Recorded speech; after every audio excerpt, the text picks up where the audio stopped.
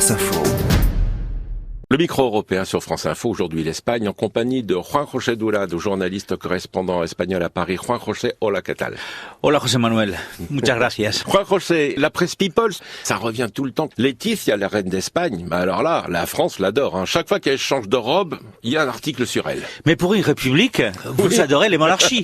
Et ça a toujours été comme ça. Mais rappelez-vous, déjà avec Juan Carlos et Sofia aussi, la presse française s'intéressait beaucoup à ce que faisait la famille royale. Et en plus, nous avons maintenant une reine jeune, avec un roi jeune, et effectivement, c'est tout à fait logique que pour une république comme la vôtre, vous vous intéressiez à une vieille monarchie comme la nôtre. On va parler de l'économie espagnole avec chez vous la baisse de la TVA pour l'énergie, quand chez nous on parle de la hausse des prix. Oui, et vous avez créé ce chèque énergie des 100 € qui va être peut-être renouvelé vu que ça continue à monter. Nous, donc effectivement, le gouvernement, après des cris d'horreur de la population espagnole pendant des semaines, le gouvernement a décidé de baisser la TVA, mais temporairement, et c'est vrai qu'on est passé de 21% sur l'électricité à 10%, mais encore une fois, temporairement, parce que, vu que de toute façon, sur le porte-monnaie, on voyait pas vraiment l'économie chez les Espagnols, le gouvernement a aussi décidé, on verra s'il va l'appliquer dans les prochaines semaines, de taxer le bénéfice en plus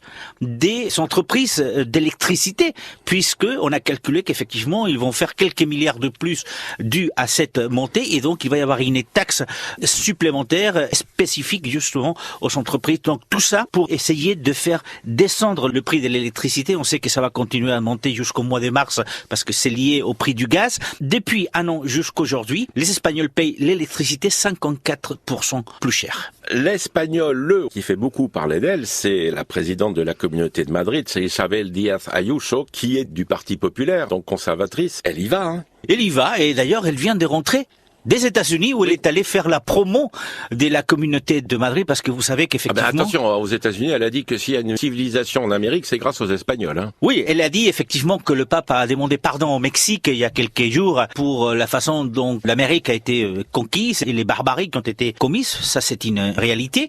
Et elle a dit qu'effectivement, s'il y a eu des barbaries peut-être, mais qu'effectivement, l'Amérique, elle est ce qu'elle est aujourd'hui. Je parle du continent parce qu'il y a eu aussi les Espagnols, et ils ont quand même un certain mérite à avoir apporté la civilisation européenne du côté de l'Amérique. Mais au-delà de ces discours, c'est vrai qu'elle est allée juste pour promouvoir Madrid. Vous savez que les investissements des États-Unis à Madrid, qui étaient près des 2 milliards, ont descendu à cause de la pandémie, etc., à un peu plus de 300 millions d'euros. Aussi à cause de la crise en Espagne. Et de la crise en Espagne. Donc il faut faire revenir de l'argent.